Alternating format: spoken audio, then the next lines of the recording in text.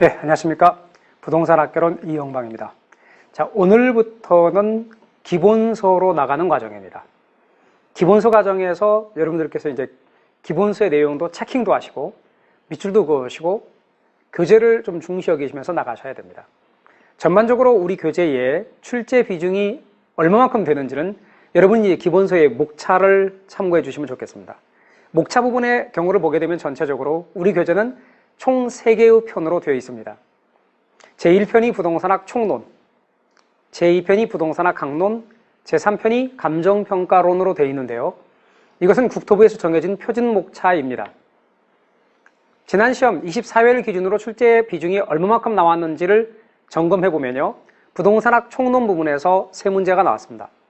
그리고 부동산학 강론에서 31문제, 그리고 감정평가론에서 6문제가 출제가 되었습니다. 그런데 부동산학 강론 부분은 좀 세부적으로 들어갈 필요가 있거든요.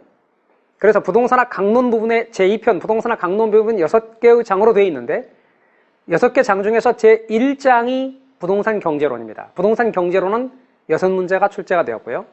제2장이 부동산 시장론인데 부동산 시장론에서도 6문제가 나왔습니다. 제3장이 부동산 정책론입니다. 부동산 정책론에서 4문제가 출제가 됐고요. 제4장이 부동산 투자론인데 7문제가 출제가 되었습니다. 제5장이 부동산 금융론인데 4문제가 출제가 됐고요. 제6장이 부동산 개발 및 관리론인데 역시 4문제가 출제되었습니다. 토탈 31문제가 출제되었죠. 부동산 강론 부분에 여러분이 집중해서 공부를 해야 되는 걸 알 수가 있습니다. 그 중에서도 좀 더 난해 부분에 속하고 많은 분들이 부동산학 개론을 어려워하는 파트가 어디 부분이냐면 부동산학 강론 부분의 4부분이 특히 중요하면서도 어려운 부분에 속합니다. 첫 번째가 부동산 경제론입니다. 아까 6문제 나왔다고 그랬죠? 두 번째는 부동산 정책론입니다. 4문제밖에 나오지 않았지만 출제 그러니까 분량이 적습니다. 분량 대비해서 많이 나온 거죠. 그래서 분량을 놓고 본다면 2장 부동산 시장론의 한 3분의 1 정도 분량밖에 안 됩니다. 그렇기 때문에 부동산 정책론 정리 잘 하셔야 되고요. 부동산 투자론 아까도 중요했죠? 7문제가 출제됩니다. 그리고 부동산 금융론이 여기 24회 때는 4문제가 나왔지만 평균을 내면 최근 한 7년 내지 8년 평균을 내면 5문제가 넘게 나왔던 부분이 바로 금융론 부분입니다. 금융론 부분도 잘 해놓으시기 바랍니다. 그래서 어디 부분이 더 중요하고 덜 중요한지를 명확하게 알고 그 부분을 집중해서 공부하는 것이 공부하는 방법 가운데서 효율적인 공부 방법이 되겠습니다. 여러분께서 공부하실 때에 이제 우리 시험 공부의 경우를 보면 난이도가 상중하에 해당되는 문제가 출제가 되는데 상정도에 해당되는 문제가 30%, 중정도에 해당되는 문제가 40%, 하정도에 해당되는 문제가 30%가량이 출제가 됩니다. 그런데 계산상에 의하면 그러니까 상에 해당되는 30%는 40문제 중에 30%니까 12문제죠. 그리고 중정도에 해당되는 40%는 16문제입니다. 하에 해당되는 30%가 12문제입니다. 그런데 우리가 평균 60점 이상 맞고 과락이 40점이니까 평균 60점 맞으면 됩니다. 60점이 24문제입니다. 그럼 계산상에 의하면 난이도 상에 속하는 문제 12문제를 다 틀려도 합격할 수 있다는 얘기죠. 28개를 맞추니까요.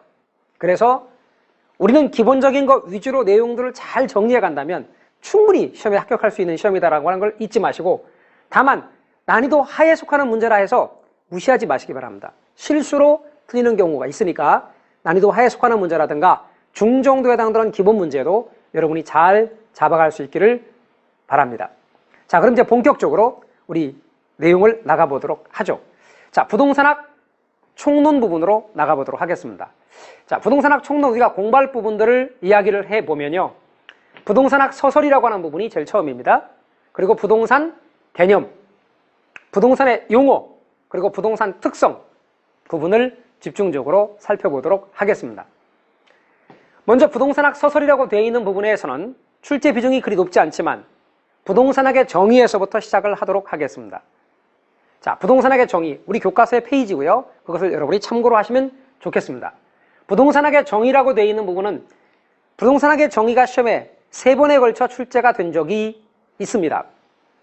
그러나 부동산학의 정의가 3번에 걸쳐 출제가 되었지만 그 자체가 정답으로 출제가 된 건 아니고요. 1, 2, 3, 4 번호 채우는 들러리 형태로 나왔던 겁니다. 그러니까 엄청 중요한 건 아닙니다. 다만 시험에 출제가 됐던 것이니까 무시하지 마시고 한 번쯤은 부동산학의 정의를 읽어봐 주시기 바랍니다. 그 중에서 우리나라에 제일 처음에 부동산학을 소개하시고 부동산학 발전을 위해 애쓰시다가 돌아가신 김영진 교수님의 정의에 대해서 보겠습니다. 김영진 교수는 부동산학이란 부동산 활동의 능률화 원리 및 그 응용 기술을 개척하는 종합 응용과학이다라고 정의합니다. 김영진 교수님의 정의 정도 눈여겨보시고요. 나머지의 것들은 여러분들께서 한 번쯤 읽어보시는 정도로 해주십시오. 외우시진 않아도 됩니다. 이런 정의가 있었다는 정도만 알아두시면 되겠습니다. 부동산학의 학문적 성격입니다. 부동산학은 사회과학에 속합니다. 부동산학은 자연과학이 아니라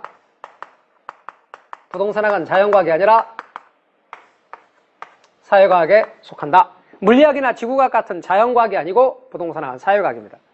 부동산학은 실천과학입니다. 또한 부동산학은 응용과학입니다. 부동산학은 순수과학이라기보다는 물리학이나 지구과학 같은 순수과학이라기보다는 여러 학문들의 연구 결과들을 응용을 한 응용과학의 성격입니다. 경험에 입각한 경험과학이고 여러 학문들의 연구 결과를 종합한 종합과학입니다. 그리고 부동산학은 규범과학이다. 가치 판단이 게재되어 있는 규범과학이다. 그 중에서도 여러분이 유념해서 보셔야 될 것은 부동산학은 사회과학이라는 점, 부동산학은 응용과학이라는 점, 부동산학은 종합과학이라는 점, 이런 점들을 좀 더 눈여겨보셔야 됩니다. 부동산학의 학문적 성격에 대해서 정리를 해 두시기 바라겠습니다. 3번에 걸쳐서 시험에 출제가 된 적이 있는데 이것도 방금 제가 표시해 드린 것 위주로 해서 용어가 나왔고요. 부동산학이 어디쯤에 속하는지 그런 정도만 정리하시면 되겠네요. 복합개념입니다. 부동산학에서 아주 많이 등장하는 게 복합개념인데요. 우리말로 복합이라는 말의 경우가 우리말로 표시하면 여러분은 어떻게 이해하시면 되냐면 함께라고 이해를 해 주십시오. 함께. 그래서 앞으로 함께다. 그럼 복합개념이란 3가지 개념을 함께 고려하는 것을 가리킵니다. 어떤 개념 3가지냐면 법률적인 측면입니다. 그리고 경제적인 측면, 기술적인 측면. 그래서 앞으로 법경기라고 하겠습니다. 법경기를 함께 고려할 때 우리는 복합개념이다라고 하는 말을 쓰게 된다는 거 잊지 마시고 법경기 함께 고려할 때 복합개념의 부동산이다. 법경기를 함께 고려할 때 복합개념의 부동산이다. 이렇게 여러분 알아두십시오. 법률적인 측면과 경제적인 측면과 기술적인 측면을 함께 고려할 때 우리는 복합개념의 부동산이다라고 이야기합니다. 법률적인 측면이라고 하는 것은 부동산에 관계된 제도적인 측면입니다. 어떤 법적인 측면을 가리키는 것이죠. 경제적인 측면이라고 하는 것은 부동산의 가격에 관련된 측면인데요. 법경기 중에서 가장 중요한 것이 바로 경제적 측면입니다. 기술적인 측면은 부동산 공간의 이용 기법적인 측면입니다. 설계라든가 시공이라든가 설비라든가 자재라든가 측량이라든가 지질, 지형, 토양 이런 것들이 기술적 측면이죠. 그런데 법률적인 측면과 경제적인 측면 이 2가지는 눈에 안 보입니다. 그러니까 이것을 우리는 뭐라고 말하고 무형적 측면이라고 말합니다. 반면에 기술적인 측면은 유형적 측면으로서 눈에 보이는 겁니다. 그래서 우리는 유형적 측면이다. 따라서 유무형의 법경기를 함께 고려하는 것을 복합개념이다라고 이야기를 합니다.